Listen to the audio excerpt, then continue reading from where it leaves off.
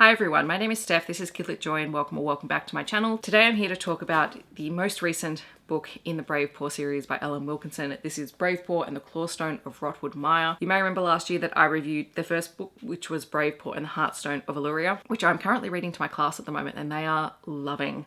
Seriously, we are 2/3 of the way through the book, and the fact that I didn't finish it this week was a very sore point with many of them. If you're not familiar with this series, it is a fantasy story for junior fiction readers, although you could probably push it into early middle grade as well. I think there will definitely be kids who find the appeal to this story, but it is for that sort of 7 to 9 age group. And we are following Titch, who is a little mouse who finds herself on a big adventure and having to find the courage to be brave in the face of dangerous things. The blurb for this book says, "One small mouse, one epic quest. At last Titch is on a real adventure, just like the legendary mouse hero Bravepaw. But the adventure she longed for didn't include an enormous swamp monster and a village full of brainwashed squirrels. Titch knows that there are many ways to be brave, but how can she ever hope to defeat such a terrifying enemy? And what does a mysterious green gem have to do with her quest to save Alluria?" So Titch, her friend Huckleberry, her little companion Dollop, are still on this adventure. They're trying to figure out the best way to save their world from the danger currently threatening it. And along the way in this story, they come across a new ally who takes a little bit of time to warm up to them, but both Titch and Huckleberry end up helping out their new friend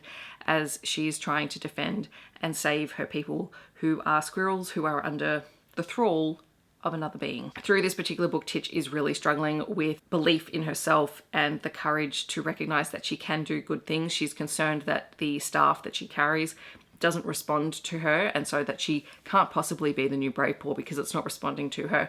And yet what she comes to realize through this book is that she is not solely responsible for everything, and that it is teamwork, and also that maybe what she's working with is a staff that is incomplete, and that maybe there are other things that are missing that are needed in order to support her. And so that extends this quest into something more for her. It's really beautifully told. It is beautifully illustrated all the way throughout the book.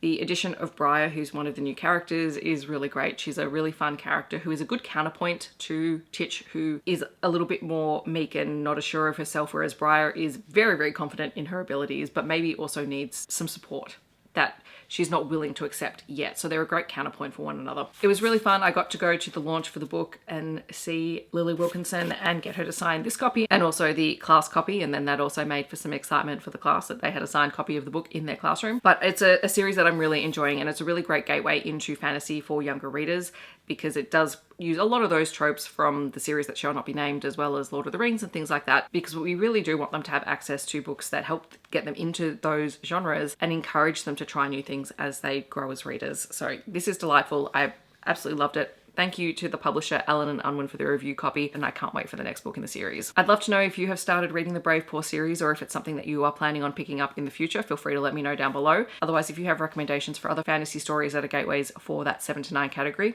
leave them down below so other people can find those recommendations. If you want to let me know that you're here but you don't want to leave a comment, feel free to leave a tree emoji. Otherwise, I hope that wherever you're in the world, you're staying safe and healthy, and I'll see you in my next video.